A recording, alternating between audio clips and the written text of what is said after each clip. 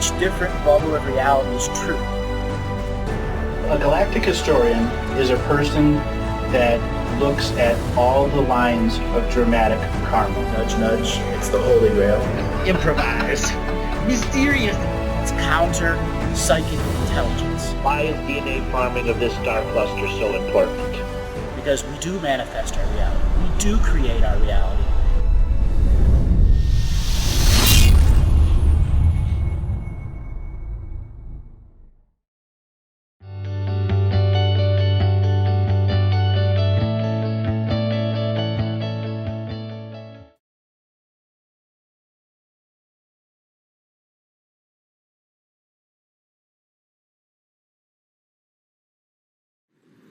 Okay.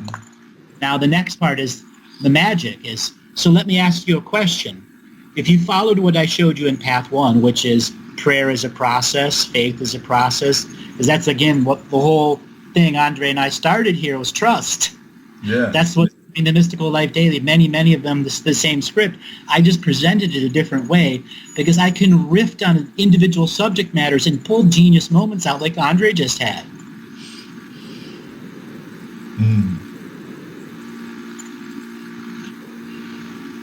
So let's get back to trust. There's one more layer of trust here. Trusting your responsibility with information. Many people want to go right to that skill set and don't want to earn the muscles that it takes to have responsibility of awareness. Yeah. That's where I've actually been very different. I know that. Because there was this whole inertia to once you sort of have a trigger and you come into some awareness, you go out and create a radio show. My attitude was that felt so boring because how can I talk for 2 hours like I don't know how you did it, mate. 2 hours, 8 times a week, plus all the other stuff, you know? Mm-hmm. That to me just felt boring. Like, why would I want to actually add more that's out there that won't be any different to anything else? And the other thing, I mean, this is where I really explored my trigger, my awakening. It actually came through Denny and Brinkley's book, Saved by the Light. Loved that book. Same. I love that book. And the big thing, all right, because I haven't explained this with Andrew publicly or long with Andrew, is the thing in that book, I was going through a situation where my ex-girlfriend was pretty much, she was faking suicide, but you can't assume anything in that sort of stuff. And I didn't know what was going to happen to her. And I came across, I was curious in what happened after death because I didn't want it to happen on my watch. And I came across his book. And what he talked about in that book was he was a sniper in the 70s from like the Carolina regions in the US. And he'd come back from the Vietnam War and he got electrocuted by using his phone at the time. And he had an out-of-body experience. And the death process, he had a life review. And he gets quite into it in that book about he experienced one of his missions, which was he was a sniper behind enemy lines and he took out a North Vietnamese general. And in the life review, he experienced his actions, as in shooting. He felt the consequence of his actions, as in he felt the death from the general's perspective. But he not only felt that, he felt the consequence of the whole entire life of his wife and the children of the general not having a father and stuff. So he felt the whole consequence of that act in that moment. That's just one of the life reviews. And for me, what I took on board was the consequence of my actions. Mm-hmm. It was a big upload because it totally reset my whole frequency, and that's what actually triggered me to go to another level. And I know I got like the control rooms would have been set off big time, and then it was on for me. And then ironically, Andre, you described exactly why I did 8 shows a week, 2 hours at a time, plus all the extra time. I understood the consequences of my actions, and what I was doing was not about the number of people I reached. It was the mass. It was the individuals that could make internal change within themselves. Yeah. That I had a code that was meant for this slice of time. Absolutely. And that those people were truly a signature frequency match, they would find it. like going on the Kevin Smith show. I know I saw you put that in one of the Arcturian shows, and I went back and listened to that Super High Frequency Me, and I go, I've been even higher than that. Now, for many years, I look back and, at the era of doing all the radio as the high frequency. No, God, no, it wasn't. It's what came after it. You guys think I was high frequency then? I'm 10,000 times higher than that now. Yeah. Yeah. Because of doing it. Yeah. Right. And resolving it and not allowing it to destroy me. Yeah, yeah. I mean, you were doing 26 hours of radio a week. Plus you do a third of the number of readings at the moment, maybe half. Right. And you're running your own business and organising an event. It's crazy. This is me, all right? This is me talking about my experience with Andrew, because he talks about like me being the producer, and there was no one stepping up, and it was 3:30 to 5:30 a.m. in my time, and it was the worst time for me to actually work. And then you were so busy the first half of 2013, and then you went away and did Mount Shasta, and you had 800 people wanting readings, and it was just crazy. And this is where I realized how much I don't get, is because I sort of set Andrew up for massive failure, because he said he was going to be back a certain time, and I'd organise all these people to do readings, and you were burnt out, and I could not even calibrate that understanding that you're tired. And I realised how much I don't perceive. And I had to reset my whole self, because it was like I set a lot of people up for a lot of failure. I didn't value you and where you're at, because you make it seem so easy, mate. And it was that's the enlightenment trap, that my life is easy. I choose to run a business, okay? Because that's what Spirit asked me to do. The Galactic Historian has to be a business. Yeah, yeah. Understood that innately. As I've said earlier, my early perception, I thought I was going to be a news reporter with a big fat paycheck. I had to travel the world and wrote articles on this, or this. Not this, running two companies. Let alone not being accepted by anyone in the industry. Because you challenge them, and then they'll prove how invalid they are, so they don't even want to deal with you. Because that's what's, I don't know, mate. You can see all the variables in an equation. How much out there is truth and how much out there is crap? As long as it's selling any form of fear porn, it's crap material. As soon as you take the fear porn out, it becomes good material. Okay. Because the signature frequency match from the marketing is what? Fear porn. Yeah. But even presenting not as fear porn, I don't know. There's a lot of people that are built on like. Okay, the SSP market, and it's an industrial market of people out there saying, I'm this insider, I'm that insider, and none of them can prove any of them they're actually insiders. Okay? But they're very presentable, and they're... It's the myth behind the term secret space program. It's just a myth that people are adding value to. Okay, so anybody presenting in the SSP has more value than anyone else that's been presenting for 20 years. That's one of the reasons Corey Good got a lot of backlash. I'm not knocking Corey. The only thing I knock about Corey, David, Cobra, is you guys are still selling It's Going to Happen Tomorrow. Because I'm in the SSP, and I'm giving you all this information that says the MIC and the ABC and the ESD and the Qs and the this and the that are all working for you, and just wait, the next story's coming, and you're going to watch it on the news. That's the subtle message they're giving you. Yeah. As long as that's their subtle marketing message, their material becomes a signature frequency match for not elevating your consciousness. As soon as you take that out of the marketing, it becomes a relative thing that can raise your consciousness. And the presenters have to make the change, because their belief factor is ultimately what runs the belief engine. You know what it feels like? It feels like the military's outsourcing to publicly listed mercenary companies, so it's publicly listing alternate sources. Right. Good way of putting it. They're outsourcing it. Ha ha ha ha.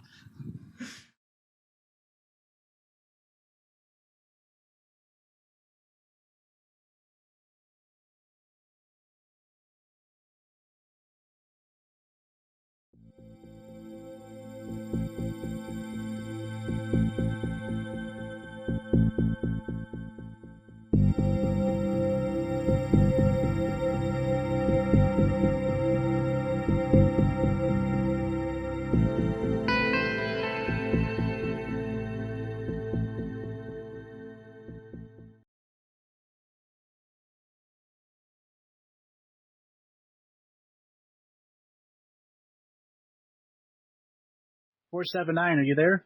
Yes, sir. Hey, how you doing today? Great, great. How can I help you today? Thank you. I appreciate your time. I love your streaming, your sharing. I almost, hate to interrupt that flow, but anyway, I have a couple of questions. Also, let's see, I spoke with you about a week ago, I think. This is have to do with my wife's passing in 2001. She died of breast cancer. I'm just curious, where she is, what's going on, what was about that process that we walked. I helped her go through it. I didn't have all the tools at that time to walk it with her, but to help her find the answers. But I walked the journey with her to go everywhere we could to find alternative methods to try to heal her. Okay. But her journey was complete, I guess, and she left the body 2001. She crossed over the Rainbow Bridge in 2001 for a very distinct purpose. Her time here was done, and the journey the two of you shared was very specific. There are other people that you could share your journey with. What she's saying right now is she's on the Rainbow Bridge, getting this powerful wave of energy coming through. She's telling you that she's waiting to come back into a body, and before she does, she's got messages for you about that actual journey you took. She's saying there's a place that you went that deeply connected to the both of you, that was some powerful spiritual place, and this place needs to be talked about more. Did you guys have a place you went to and shared and talked about? Not necessarily. I mean, the Tetons, I proposed in the Grand Tetons, Valley View Hot Springs in southern Colorado was a very special place. So that is what she's speaking of, the hot springs specifically. Yes. She's saying that when she was there, she understood why she was going to cross to the Rainbow Bridge, and she's telling you the specific purpose, that this was part of her soul contract. And she wants you to know that you're not going to be alone, that there's another soul sister that's in this lifetime that's going to come and meet you. Those are going to require for you to understand the Rainbow Bridge, and that it has many rules to it, and that right now your dream life is still with her in the Rainbow Bridge. She's crossed over into the light and had her life review, and she completely understands what's going on. What she's trying to explain to you now is there's the next layer of love here. There's the next layer of caring here. There's a caring hand that you can help other people that are going through this process. Almost like being a counselor to people that are suddenly at the breast cancer or a cancer, and they need to have someone to sound off their ideas or just to hear their thoughts. Yes. She wants you to know that you healed her many, many times over before she crossed over, and that you're going to continue to heal more as long as you take time to heal yourself. The journey for you the last 11 years is about understanding that healing process and why she crossed over the Rainbow Bridge. The process of her dying has greatly, greatly affected you. It drained energy. You were pouring life force in her so she would survive. And for every extra second of life and breath that she had, she loved you endlessly for it. You have to know that now she's repaying you with all of that infinite love from the other side. You have to let it into your heart. You have to co-create with it. You need to take in the very story of her passing, the very story of her lead up, and write it down. This is calling for you to get the big purge out, get all of the emotion and all of that love out, and get it onto paper or to type it out. And then when you're done, you're going to take it to her grave and read it to her. Yes. Well, yes. Yeah, I mean, thank you. I'm caretaking my mother now. I mean, it's certainly giving me these experiences to to help others and work with others. I do it in my practice. What do you do? I'm a clinical nutritionist, and I get in the mind-body connection, and that's what I specialize in: stress, and then coach people about diet and lifestyle. But my first my teacher told me a long time ago that emotional trauma precedes every weakness in the body, and I spent about 20 years trying to prove him wrong, but it seems like for the most part he was right. Yeah. And he built, he made an astrological bangle for myself. It's gold, silver, copper, with a couple of stones, coral and amethyst in it, to wear around our arm, like autobiography of yoga, where Yogananda tells a story about outwitting the stars. And my wife has two of these bracelets as well, and I have them in a box. I don't know exactly what to do with them. I'm wondering what energy. What do you read? Anything about what to do with those? All right, this is direct from her. She wants you to take those bracelets out, and she wants you to leave them in the house, places that you can see them. Mm-hmm. Wear them, and when you want to dream with her, you want to once again lay in the bed and have her energy with you. You're going to put these two bracelets over your heart, or put them on your hand, and you're going to fall asleep.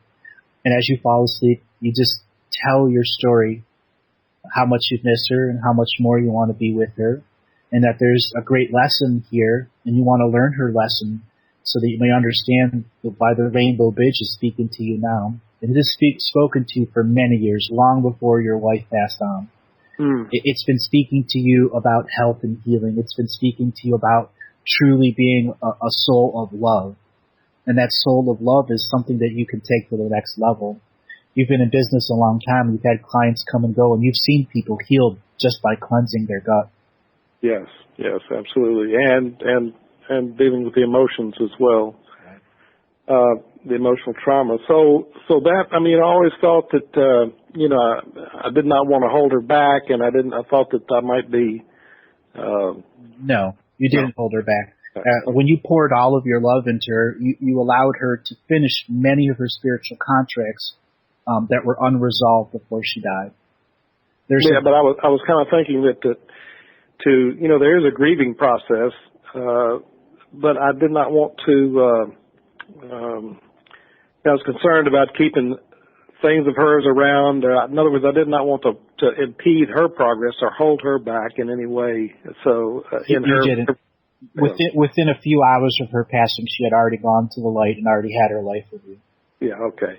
So, and that brings me to my next question about when we pass, and is there always a life review, and do we go to the light, or should we go around? Don't go to the light. I've heard somebody say don't go to the light. Some people say if the tunnel shows up of light, to go into the tunnel of light.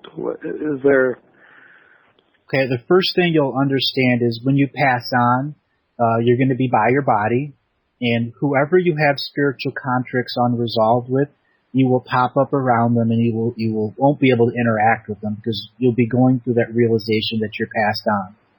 As soon as all of your spiritual contracts, you visited all the people that you have unresolved energy with, the light will begin, and then you will have friendly spirits that come around you and lead you to the actual energetic city where you will go and have your life review. That's where you'll go and meet your soul family that's still on the other side, that's waiting to come into bodies.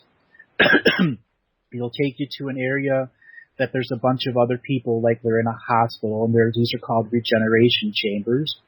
And your soul family will come by you. You'll be sitting in a chair or laying on a bed, and they'll be telling you their story as you begin to understand that your life review is not only the life review of this lifetime, but of all the other lifetimes you've made good and bad choices in. So it's a total life review of the soul. And since your soul family is around you, it's a tremendous healing. And then after your life review, you go to regeneration chamber, and that's where you begin to truly understand the spirits that you left behind on the Rainbow Bridge to the other side. That's when you begin to understand their soul contracts with you and what's left for them. And then a spirit has a choice to come back here and be a teacher spirit because they've decided that they're not going to come back into a body until they can help communicate to the other people and resolve some of these things that they're here. Your wife has indicated she's not gone back into a body, but she has made a choice of who she's going to go into. And she will be back in a body before the event comes, and she will be a baby growing into the future. She wants you to know that, but at the same time, there's lessons here for you to be learned. And these lessons are much more deeper into the spiritual. One of the reasons she came to you and married you was because you're a true soul healer. And it's something that you need to take to the next level. You need to learn quantum healing touch. You need to learn to do psychic surgery. You need to have a practice that is not only nutritional but energetic. So you're going to learn to make foods, and some of these foods you'll put into their stomach and you'll be able to connect to them. A show I did last week, I believe Tuesday of last week, I talked about a woman that is a food healer, and the 3 great-grandmothers that have come to teach her how to be a food healer. You already have the nutritional knowledge. The next is to put your heart love into this food, and then to heal people that have had this food in their stomach, as well as literally healing their traumas, their actual traumas that they have. Yes, I've already resonated with that and heard the shows as well. Can I ask you another question? Sure, go ahead. Yeah, about my teacher, Donald Lay. He was kind of a holistic practitioner, acupuncturist, healer. He was an initiate of Yogananda and other Sikhs, and he was initiated by my wife and I, and he's the one that made the astrological bangles for us, and many other of his students. He passed on, and when he was 68 years old. Do you get any? I'd like to know who he was, or can you give me some insight? Yes, he was an ascended master in human's clothing. Yes, absolutely. Yeah. Now, I say that there are lots of ascended master in human clothing right now, but they're not allowed to have their full power. They're spirit contracted, so they can't. They have redacted memories so that they can't. He's a great teacher spirit, a great healing spirit, and he was there to teach and heal you, so you too can power as him, so that you can teach many others. Bridge. Yes. It also seems that my practice, of course, there's been a lot of distractions, but my practice seems to get started and then slack off. And a lot in my life has been like that. And when I heard you talking with people, because every time you do consultations with people over the phone, I feel like it's for all of us, and I always it's like you're speaking to me.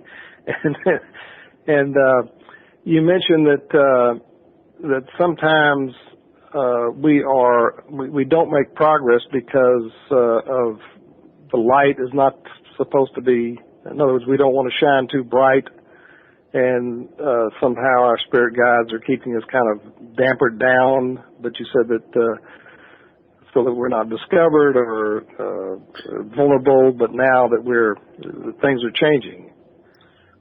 Yes, what I'm referring to is people that come under broken spirit contract rules. They've been able to bypass the rules set up by the incarnation grid of the forces of domination and control.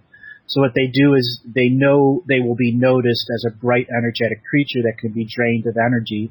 So what they do is they screw up their wiring job. So when a creature of domination and control comes around, they don't see this bright, shining light of love and harmony and healing. They see this spaghetti mess of a wiring job and then put you on their list and go on to someone else who's more of a tasty morsel that they can pass on to their masters. Yeah, when I read the Chuang Tzu about the useless tree metaphor, yep. it kind of resonated. It is exactly that. And it's been around. Spirits have been planning their lives like that for a long time. And they do that so that more powerful soul groups can come in and get an anchor in this reality so they can have more and more lifetimes. And as the true energy of the light and soul comes through, the darkness is forced to have less incarnations here and less incarnations here, until finally it's pushed out and the majority expresses its heart love and begins to the process of transparent understanding of their species history.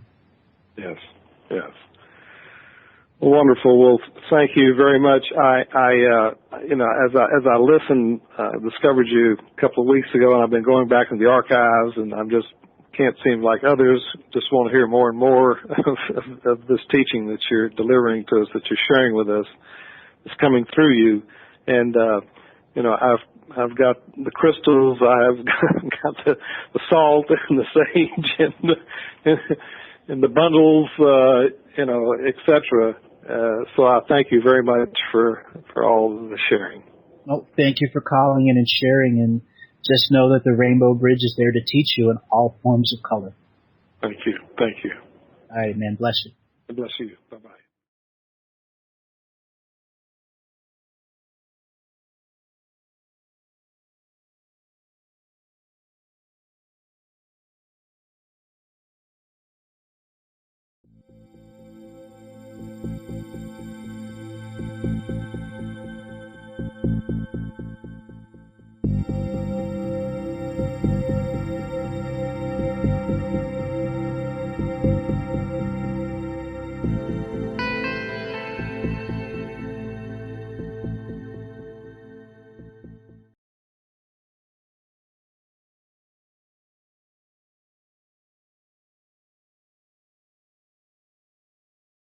The next caller is 330. Your name and where you're calling from?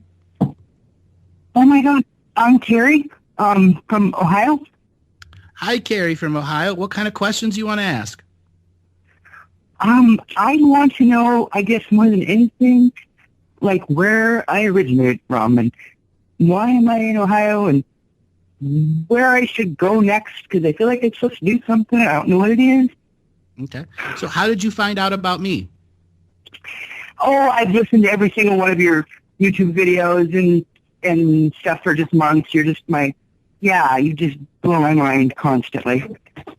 And I've really learned a lot. And and I also wanted to find out, I know I'm like an hour from Cleveland, and I know you grew up there. And I was just wondering, I'm a real rock hand and into making orgonite. And I was just wondering if there's any places that you know that I might be able to go and look for rocks up there too. Oh, there's plenty of places to go and look for rocks. So first thing first, I'm going to look at your galactic history and what brought you here to this world. Let me tune in here. So 81,000 years ago was your first representation of coming to this world. You came to this world as a Vegan, V-E-G-A, Vega, from the star system Vega.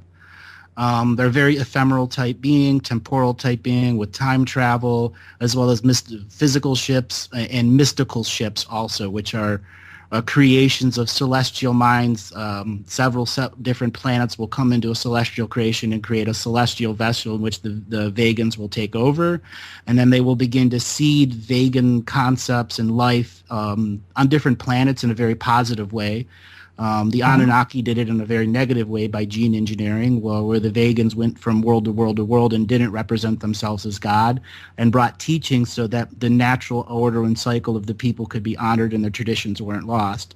81,000 years ago, you somehow made it here as a Vegan exploration vessel that made it past the time frequency fence that was here. So it was something that was guided here by the planet to bring your individual signature frequency of teachers along with the people that were on the celestial vessel, which are about 2.5 million beings.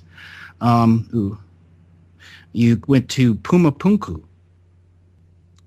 Hold on, I have to filter some of this information here. Pumapunku was this place where tens of thousands of other species were allowed to pass through the time filter, and put an imprint on the surface of the world for those individual human beings in the DNA skin suit experiencing seven color time that through their own sovereign free will left their cultural system and went on a path of pilgrimageship to every cardinal point in the world as on a shamanic practice. They would then have the final portal that opened them up to the Bolivia highlands where they can then pilgrimage.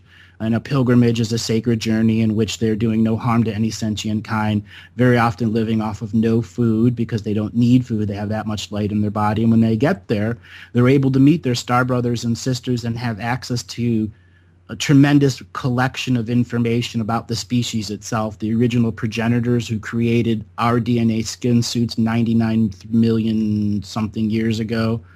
Now we're starting to push a little bit here. You came here as a vegan on that vessel and began to meet human beings who had a soul shard of yourself in them from the ancient future.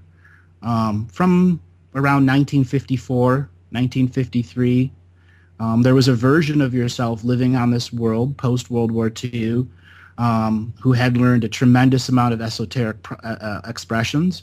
You were living in South Africa at the time. And you somehow connected yourself through the actual visiting of the Altiplano in Bolivia by actually going to Pumapunku, connected yourself to your original version of yourself that came here. This presented a paradox for the original vegan that was you. And you decided, along with the rest of the crew who had similar experiences, to go back in time. And you went back 54 million years ago, where our world is now a seventh density world, and it's beginning the process of seeding other worlds with DNA wisdom and DNA life. And when you came through the time field, something happened. Something that was half expected and yet not half expected, but your people had to make sure they understood what was going to go on. And this is where the vegans began to understand they were involved into the Galactic Ascension machine, where 7th, 8th, and 9th density beings from this universe and other universes were trying to clear up a series of time travel pollution scenarios that caused millions and millions of other worlds who had shared original DNA experiences with human beings as the progenitor species. They were losing their experience because their DNA bodies no longer existed. The soul still existed. The planet still existed, but those that lived on the surface and created memories didn't exist. This was a great, horrendous tragedy to the universe, and your vegan exploration, celestial exploration vessel blended with Earthkind and began using their DNA to try to set in motion those that were lost out of time to begin to manifest back in time. This is what directly tied the vegan species into the entire timeline genocide process, and what's allowed a series of 6 density beings from other universes who are closely attached to the celestial mind of Vega itself, and Vega itself is a feminine expression. She brought in a group of other feminine celestial minds from other universes to begin the process of deep self-healing and nurturing of the Earth mind itself. And this is one of your particular positions this lifetime, is to hold space for the Earth and begin to assist it through its process of menstruation, which is allowing more souls to be birthed into this world. And then those souls that are ready to go, that there are beings that guide them back into the astral world. Oh, wow.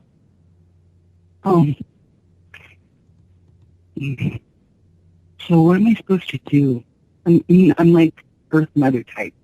I like to grow stuff. But I'm real independent. And I don't, do you see me, like, something specific direction I should go?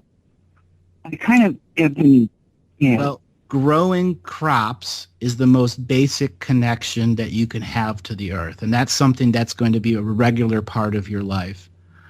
I think the next level of your life in exploring what the Earth Mother is to learn to do ceremonies that honor the earth, that give energy to the earth, for you to get maps of the earth and begin to look at the areas and begin a geographical remote viewing of Germany, Italy, Kazakhstan. If you don't have remote viewing skills, learn them, where you just look at a place and go, what happened there? What wounds can I begin to send healing energy to? And all you have to do is visualize, these rainbow clouds over that area that has negative energy, and that puts you on the first step to what's called grid working, where you're not working on your local grid around you, you're working on the earth grid, and you are trying to add your love and light energy, your knowledge energy. You know something about planting. In your mind, you can go to a mountain in the middle of nowhere where no human beings exist, and in your mind plant seeds there that you know full well will take root because your mind will give them water, will give them love. You are then co-creating with the earth mind.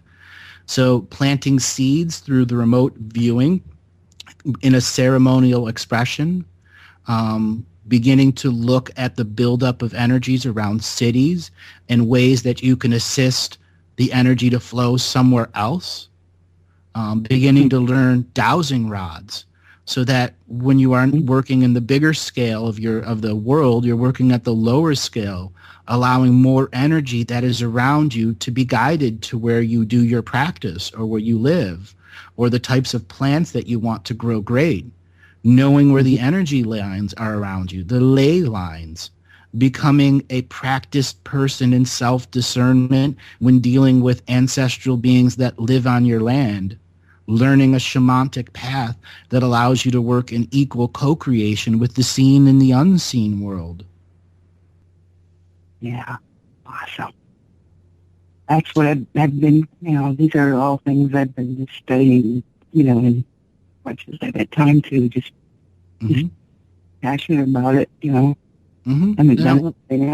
Your other question is about rock hounding. Yeah. So I want to bring Kathy in here to talk about business and then eventually crystals. Hi, Carrie. Hi. When you say rock hounding, what does that mean for you? Well, I just realized, I'm like a antique dealer and kind of a, junk hoarder, and I have many collections of many things, and I grow bonsai trees, and I have this rock collection now, there's crystals that I've just been pouring over books, and just, gemstones is all I want to deal in anymore, and it's just been really fun and incorporating into the organite. And I realized, I've been doing it since I was a kid. In Minnesota, it's like, Red River Valley, it's like, there's no rocks there. And, I'm a little kid. Mom and Dad are going away from, where do you want us to bring you back from our trip? And it's stop at the rock shop, It's like, I need some rocks, So it was the first one I collected, and Hang on. Now Could you just hold on for a second? The ads are coming up, and we'll catch you when the show comes back again. Okay, sure. Thank you. Kara, are you still there? Yes, I am. Hi. Thank you for waiting. So to summarize just a short thing, so you are a rock collector of all types, any everyday rock to gemstone to whatever comes out of the earth. You've been doing that since you were very young, including getting your folks to bring you back rocks from all over wherever they travel. Is that right? Right. And are you wondering what you can do with this for future, like a business type of thing, or what is your rock collection going to expand to? What is your focus there? Well, I had so many different ways I could go. I've been pretty much independently self-employed for 30 years, and I lost my husband in 2012, and then my dad and my best friend killed himself. So I lost my three favorite men, in the beginning of in the first half of 2012. Right. And I'm having a hard time sort of moving on. Yeah, I totally can understand. Yeah. Okay, so... Well, I had a relationship after that, and then I just had my awakening sort of happened all at once. I just went crazy and broke up with him, and that was, and then by the time I wanted him back, he was already moved on, and I just can't let go. It's been years, and I just can't let go and let myself just be happy and find somebody else. And I just want to know if there's something I can do about that. Okay. Wow. You've been through the ringer. I can see. Okay. Let me address the relationship part first. When I look at your energy and the ties that you have to your ex, to me, it looks like there is a lot of, in a way, we could call it non-closure, to put it simply. There is a lot of stuff that you wish you had said, but you didn't get a chance to say. But truthfully, you won't get an opportunity to say it again out loud to him. So one of the things that I think you could consider doing is write it down. Write down every little thing that you want to say, whether it's a big thing or a small thing. And take your time with it. Take a couple of weeks with it. And then when you've completed that and you're quite satisfied with the words that you wanted to say, and even if it's, I'm sorry, and I was confused, or I hated you then, or I miss you so much. I mean, whatever it is that you need to say it all. And then once you've finished doing that, and take your time with it, there's no rush, then I'd like you to do one of the fire ceremonies and burn it. Speak it to the fire. I'm sure Andrew will expand upon this later. But then you will find that when you've completed that kind of process, you'll be done with it. Until you can get that out, actually say the words, write them down, get that out into the world, you're always going to have this sense of unfinished business. And one of the big reasons that you miss him is not necessarily because it's him, it's you miss what you had. And I know that is, your mind is going, no, you don't understand. And in many senses, only you will ever know how that feels. But just let that sit with you for a little while, and you will start to see that it's the relationship that you had with this person, the strengths, the warmth, the companionship. That's actually what you miss more than the actual person. And when I look at your energy, I will see, what is the word? Let me put it like this. When I look at your energy, there is someone else out there for you. The time is just not there yet. So just be patient. Don't think that was your one and only chance of ever having that strong love, or what you would call perfect love. There is something else coming up for you. You just need to be patient. You're not quite ready in terms of energy, or let's call it that place yet, but you will be soon enough. And this will happen in under 3 years. So it's not far away at all.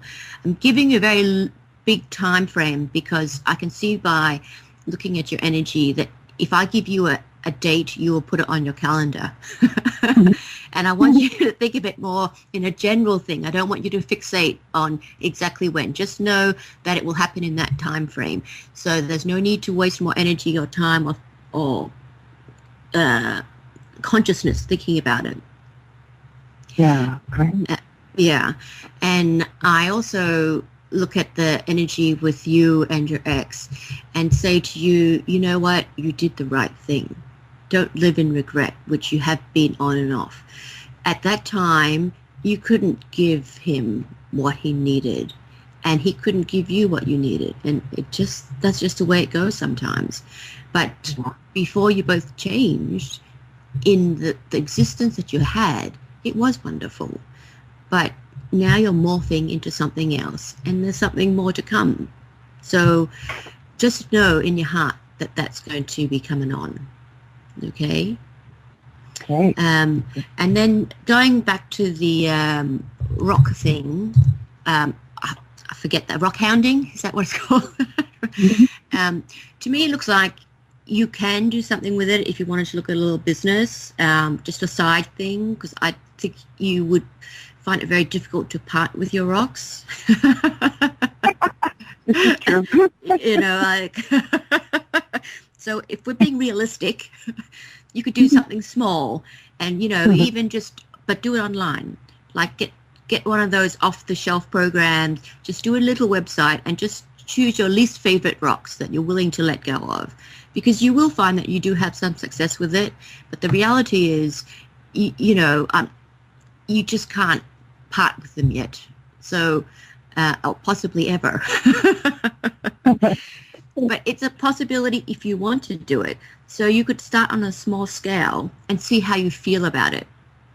Succeeding for you isn't going to be the issue. It's whether or not you can let it go, or let these little, they're like family to you, I don't even know what you call it, family members. Yeah. Blanky type things. Yeah. But if you wanted to do that, it certainly is a possibility. But then, it's not without its own challenges emotionally for you. I want to talk a little deeper about the healing that's going on. You lost some people that were very close to you, and you're having a tough time moving on. Yeah. Okay. So I want to do a little bit of a healing on you right now. I just want you to repeat after me, and I'm going to give you some energy. I'm going to be sending some energy to you so that the portals are beginning to close off. So just repeat after me. I, in the ever-present moment. I, in the ever-present moment. Choose to acknowledge. Choose to acknowledge. The mourning and loss that I've gone through. The mourning and the loss I've gone through. It is time for me to let the light of joy and happiness in. It is time for me to let the light and the joy and happiness in. For all those that have left me during this time. For all those that have left me during this time. I engage my sovereign rights. I engage my sovereign rights. As a being born to Earth Mother. As a being born to Earth Mother. I summon the portal of transition to the other worlds. I summon the portals to the transition to the other world. I share it with all those I have lost this lifetime. I share it with all those that I have lost this lifetime. I act as a medium. I act as a medium. From Earth Mother. From Earth Mother. To all beings ready to pass over the Great Divide. To all beings ready to pass over the Great Divide. And begin the journey in a different form of light. And begin the journey in a different form of light. For those I hold close to my heart. For those I hold close to my heart. That I have lost through trauma. I have lost through trauma. From my heart now. From my heart now. Beams of light. Beams of light. That connect to you. That connect to you. Who has committed suicide. Who has committed suicide. So that you can see your doorway. So that you can see your doorway. Out of purgatory. Out of purgatory. And return to the light. And return to the light. I act as the celestial medium. I act as the celestial medium. With the entire power of Earth Mother's heart. With the entire power of Earth Mother's heart. To pierce the veil. That pierces the veil. That takes away the vision. That takes away the vision. Of those who cannot see the light. Of those who cannot see the light. I transform my body. I transform my body. To act as the medium. To act as the medium. For all souls looking to pass over. For all souls looking to pass over. Or who are trapped in some other dimension. Who are trapped in some other dimension. You now have a way. They now have a way. To your astral home. Your astral home. Where soul family awaits you. Where soul family awaits you. Your grandmother from 1,000,000 years ago. Your grandmother 1,000,000 years ago. Your brother from 1,000 years ago. Your brother from 1,000 years ago. And your sister from 100 years ago. And your sister from 100 years ago. All of these faces you recognize. all of these spaces you recognize. It is time to leave the illusion. It is time to leave the illusion. And enter the astral worlds. And enter the astral worlds. So you may have your full life review. So you may have your full life review. And then make choices. And then make choices. Of how you want to heal your soul. Of how you want to heal your soul. With all of your other soul family members present. With all of your other soul family members present. You are not ever alone. You are not ever alone. And with this I seal the portals. And with this I seal the portals. So nothing can pull you back. So nothing can pull you back. Your journey is complete. Your journey is complete. And it is done. And it is done.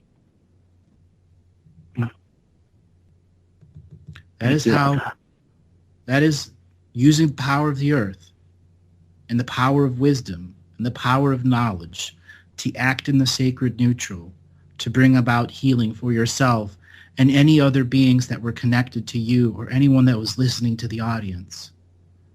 You have this power within you every moment of every day. Take time to go into ceremonial life.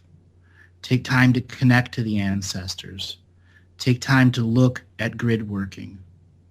You have a great and powerful future ahead of you. I have a really nice bonfire pit too, surrounded by pine trees that are getting really big. It's really nice. Right. Darling, I must let you go and move on to our last caller. Thank you so much for calling in. Thank you so much. And thank you, Kathy. You're welcome.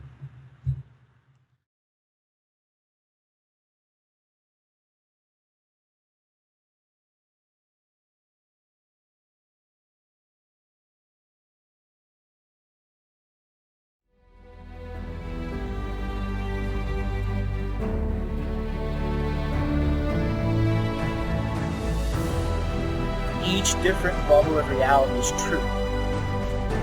A galactic historian is a person that looks at all the lines of dramatic karma. Nudge, nudge. It's the Holy Grail. Improvise. Mysterious.